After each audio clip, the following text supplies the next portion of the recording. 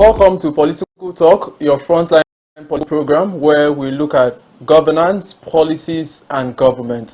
On the show, we bring the best, we bring insight, discussions, we bring experts, we talk about these things to make Nigeria better.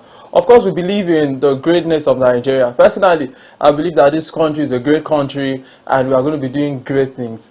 Today we have a wonderful personality. I'm so super excited to have him on the show. But just before I bring him on, let's go on a short break. Don't go nowhere. This is Political Talk on Housing TV Africa.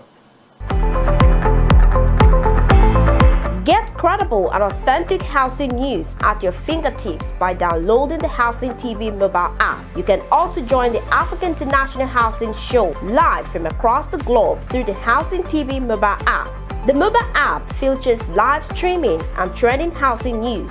You can locate the AIHS venue via the app, network with AIHS seasoned speakers, and live chat with exhibitors. You can also order house or building materials at AIHS via this app. Download the Housing TV mobile app now from the App Store and Google Play Store. And don't forget to click on the notification button. Available for both iOS and Android users.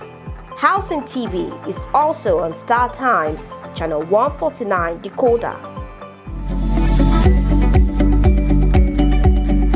Welcome back from that short break. This is Political Talk, your political program where we do a detailed analysis of the state of the nation, the state of the country, policies as a way of helping Nigeria grow from where we are to where we want to be. My name is Ubong Usoro, and I am your host. And today we want to be looking at Cross River State.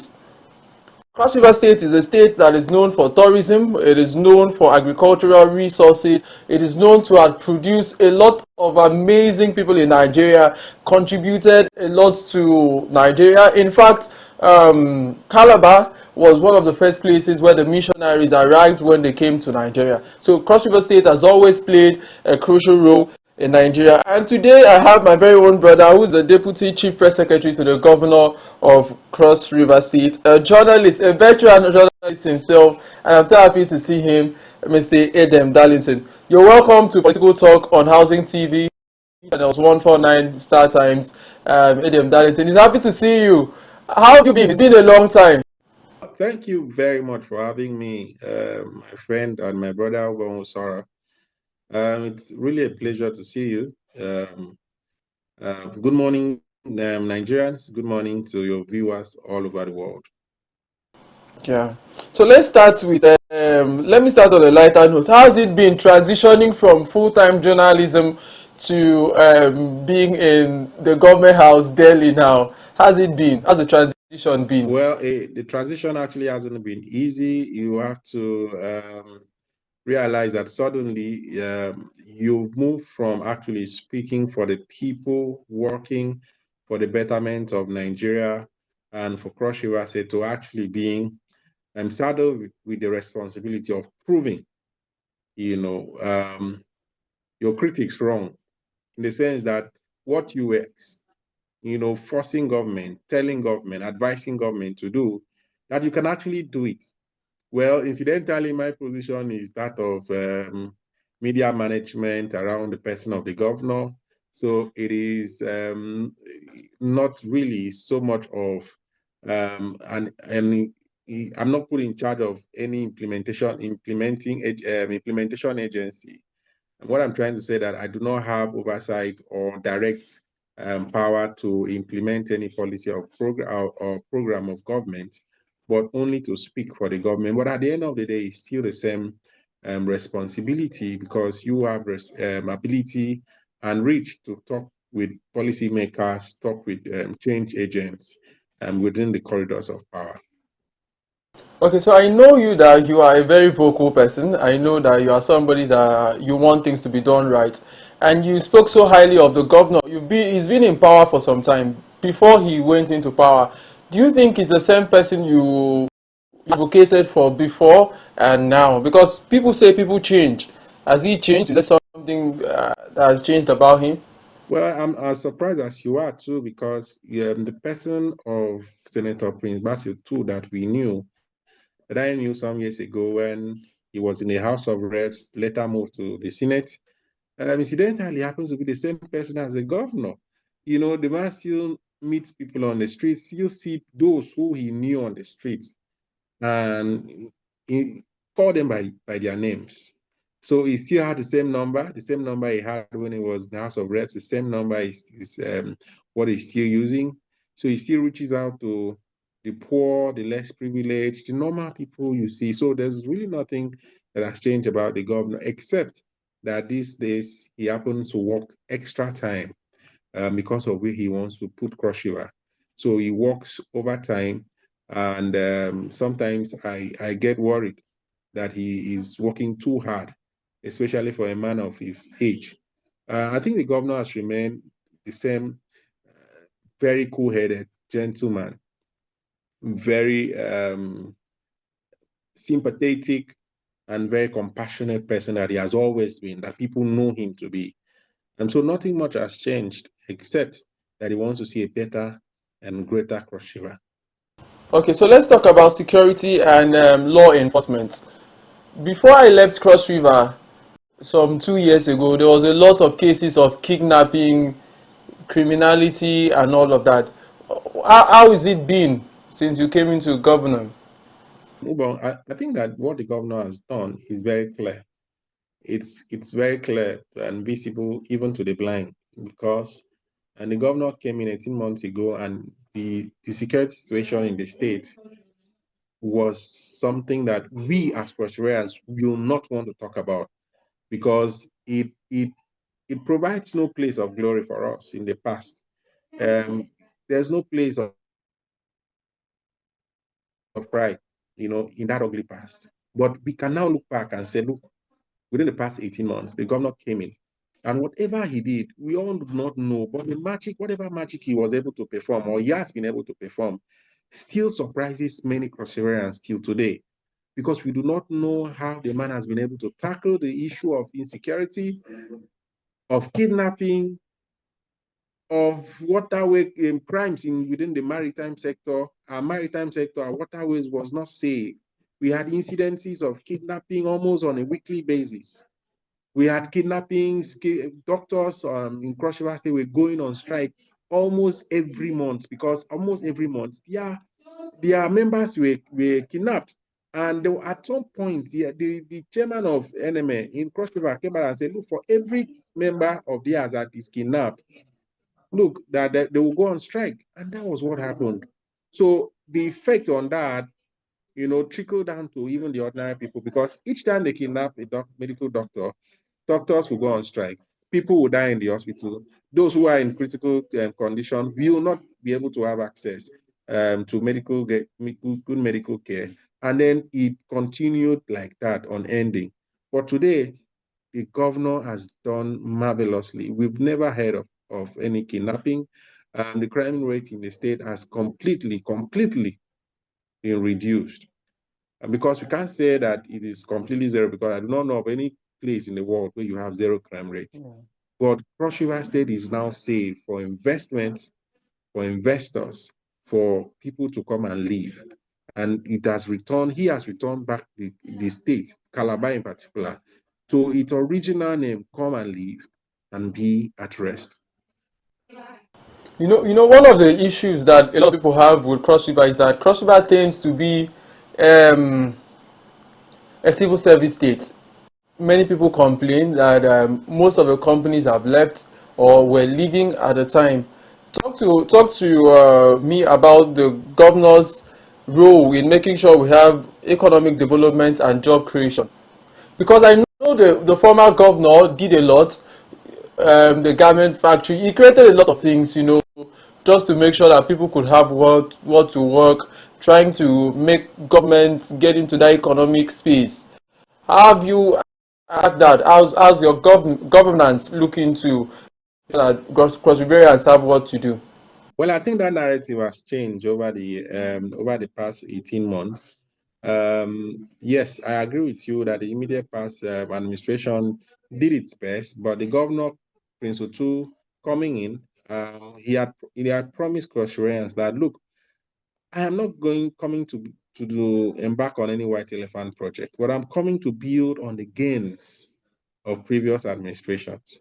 And so when he came in, he made sure that he went back to evaluate and look at the gains of previous administrations, what they did well, what they did not do well, and then he leveraged on those experiences. And then today, and the case is different. That is why we've had today Tinapa being bought back by the Cross River State government. Cross Rivers have continued to cry over the years. Nigerians were crying and said, look, Tinapa would have been a very good business environment for Cross Rivers and Nigerians, But today the governor, being a man of his words, went back and said, look, we must get Tinapa back. So as we speak, the state government is almost concluding the processes of getting Tinapa back. That's one. Number two is that the state government also, the Prince Two-led administration, have also decided to look into the deep sea ports project embarked upon by the immediate past administration. And kudos to the Ayade-led administration because he did all the paperwork properly. And so it was very easy for the governor to toss the papers and then go into real implementation of that project. So far as we speak, the Nigerian Navy is in the seas, is in that region to conduct hydrophysical survey, another survey to ensure the depth and other processes involved in actually berthing the Bakassi deep sea port. So the moment that is completed, we are going to the actual construction. And then before you know it, we'll have the deep sea ports working. And so those are the things that the governor is doing. This amongst several other things that the governor is doing to ensure that businesses return back, life return back to the state. This is just apart from the many companies that have already indicated interest to come, and some of whom are already on ground in the states, in different parts of the states, working. And so people are already beginning to feel the economic, life of the state being returned back. But the governor is not establishing any company or any manufacturing hub like the previous government did. There's been a transition from that policy. I think that he doesn't need to do that. What the governor is doing is that he's simply, all right, leveraging on the gains, like I said, of the past administration, because the past administration from the days of former Governor Donald Duke, Lieli Moke, and then immediate past Governor Benaya, they did so well in actually repositioning the state, all right, towards greater economic, emancipation. And then that is what the governor is doing. Yes, the governor is bringing other investors in different areas, but I think the most important thing is even what you have on ground, are they workable? Are they functional? So that's what the governor is trying to ensure, that what we even have on ground is workable and functional to provide an economic livelihood for Cross Riverians and for Nigerians at large. So the moment that is done, that is taken off, like I said, more companies are coming in. Yeah, before I move to the next question and we'll go on a short break, I'd like to ask, so what is now the case of the garment factory, the cocoa production, and all of the 18 companies and different other companies that was pushed by the former governor Ben Ayade? What is the current state of those companies and industries? So far, when the governor came in, he actually did an evaluation of all of those companies, and they were done by professionals. So what the governor did was to open up the space for private investors and said, look, if you want to invest in any of our industry, including the Kala farm, look, we have already those places open up for private investors. So this also goes down, to what the governor is doing, going out, seeking for private investors, people who are ready. So when you're coming, you do not need to start from ground zero. So you already have a platform where you can start from. For example, The Kala farm is actually open for investors, and I think about 2 or 3 investors from my findings are already competing to secure that facility. The same with the garment factory that you asked about, same with several other industries that the governor opened, the immediate past administration opened up. And the cocoa industry, cocoa processing industry in Ecom, and the rice, the rice processing, the rice mill in Yala in particular, all of those are open for investors. So you're still talking, is not a day's job. They still have to go through processes in order to make sure that that is achieved. All right, so if you're just joining us, this is Political Talk with Ubong Usoro on Housing TV Africa. We'll be right back after this short break. Visit Housing TV Africa on YouTube and click on the subscribe button. Subscribe to Housing TV Africa to stay updated on latest happenings in Nigeria's housing sector.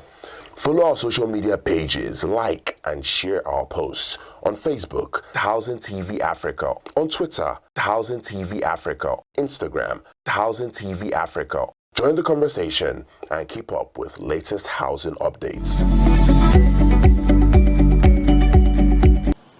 Thank you so much for staying with us. This is Political Talk with Ubong Usoro, a program where we talk to those in leadership, in governance, those that can make policies that will help the normal and the everyday citizen. You know, I'm so concerned about the person on the street having the next meal. There's a lot of inflation in country, and a lot of people are talking about jackpot leaving the country. So, and we are blessed today to have Edem Darlington, the journalist himself, who is a deputy chief press secretary to the governor of Cross River State, and we're having some very good conversation now. So let's go to healthcare and education. Those are very vital fields. Remember that Cross River State, during the former administration, stood tall during the COVID time because they implemented a policy that was later copied by everybody. Remember Beta Idu, remember Governor Ben Ayade, and all of that. What's the state of primary health care and different other health facilities in Cross River? Knowing very well that you just talked about doctors going on strike regularly before. What's the state of healthcare in Cross River State? Well, thank you very much. Well, I think if you look at the 2024 budget, since this administration began, and then even this year's budget, 2025, you would have seen, or you would have noticed, a remarkable improvement in budgetary allocation to health sector. A lot is happening within the health sector in Cross River State. First of all, these are the health sector.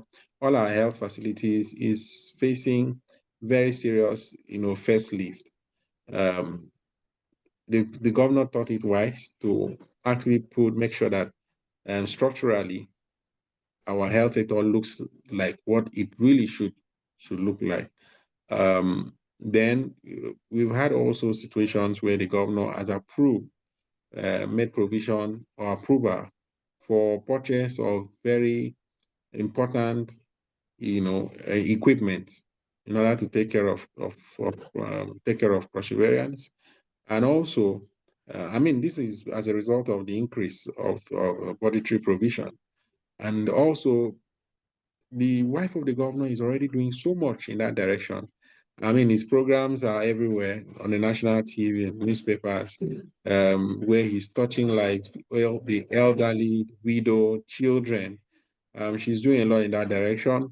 And also, the governor is looking at even the personnel, the young nurses and doctors in our hospitals, how to entice them to stay back and not to move out of the state or even the country. Recently, the governor reconstituted the governing council of School of Nursing in Ogoja, in Calabar. In fact, all the School of Nursing that we have in the state, and with professionals, people who are poised to reposition the School of Nursing that we have in the state. All of these are in a bid to make sure that we reposition our health facilities, and both in terms of personnel, both in terms of equipment, both in terms of the public facility itself, in order to make sure that no Cross-Riverian dies unnecessarily, that a provision is made where necessary, so that no life is lost, where we are supposed to be responsible to securing and helping, saving that life. So those are the things the governor is doing. In terms of health and education, the governor, since he came in, he has been consistent in paying WAEC fee for all Cross-Riverians.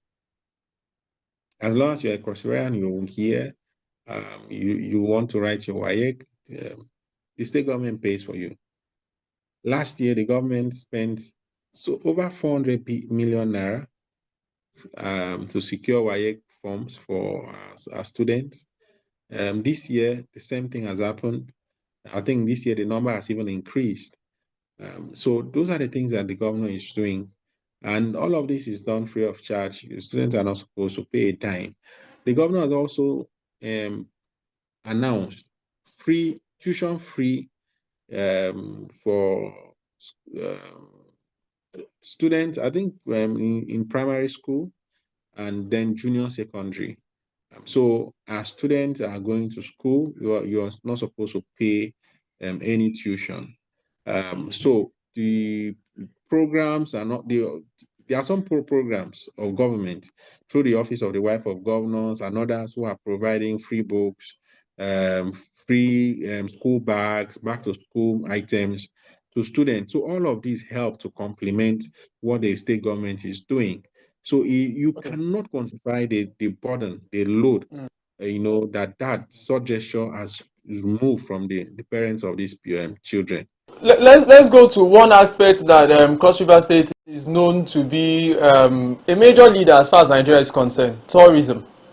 Talking about the Budukatu Ranch, talking about the carnival, talking about. I just heard you mention the Tinapa Resort and all of that.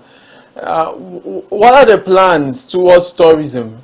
The former governor was preparing to have a place where you could land your planes at Obudu, looking at the long distance going from Calabar to Obudu and all of that. How are you bringing all of this together to make Cross River State that tourism leader of the nation? Well, I can tell you that a lot has happened within the past 18 months since this administration came into place. The last two carnivals that we've had has been tremendous. It's been wonderful, fantastic. Testimonies are all over.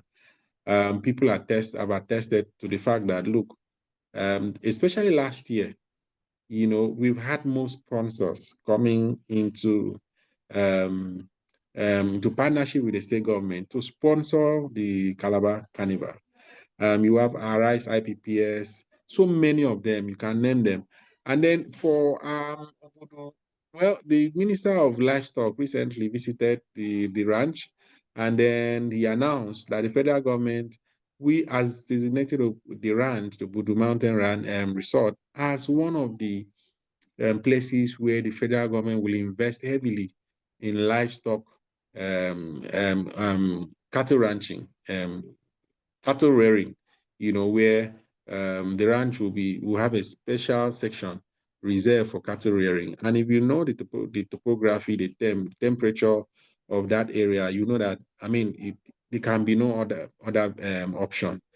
And then the airport in Obudu, the governor visited there last week. You need to visit that place. It is something else compared to what we had within the last 18 months. As we speak, the control tower is up. As we speak, the tarmac is almost completed. The Minister for Aviation was there 2 weeks ago, inspected, and then just made a few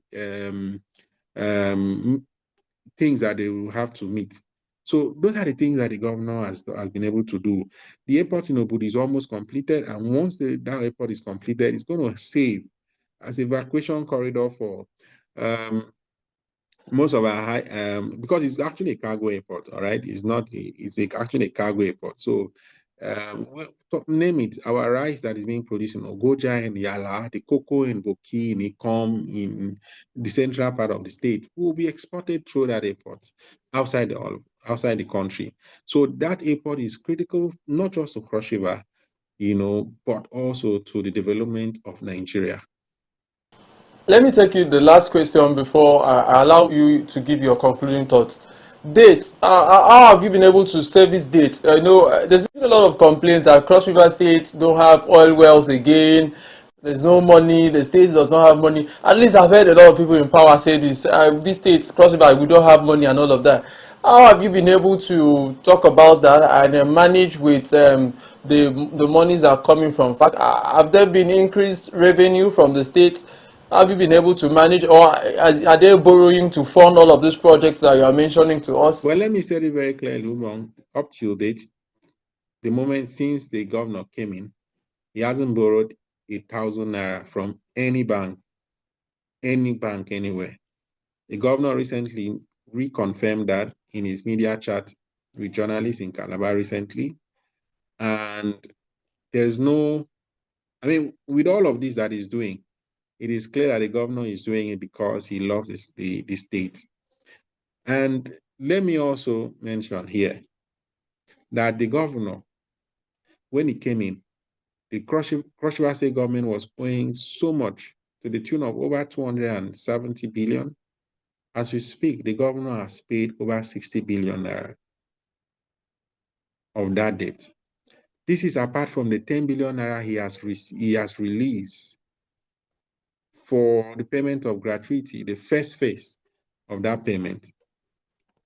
So if you add all of them, you're talking about over 70 billion naira the governor has paid so far, yet he's been doing so much. Recently, he gave out over 100 vehicles for the recently launched Operation Okwok in Cross River State, to ensure that the state is safe. So the governor is doing all of this without borrowing a dime. Do you know why, Ubon? It is because the governor is a prudent financial manager. He's experienced in the banking sector. He's experienced as the Senate, the chairman, Senate Committee on Banking and Finance, and all of that. Don't forget that when he was in that committee, he was the one who actually helped to secure and save our banks from collapsing. So the governor has been able to do this because of his integrity. And that's why you have a lot of giants, financial giants coming into the state to say, look, we want to partner with you, because the governor has been able to prove that he's financially prudent, that he has integrity, and then he can manage resources very well. Thank you so much, Edem Darlington, a veteran journalist who also speaks for the governor of Cross River. I hope that you bring your to our program one of these days. Certainly, I will.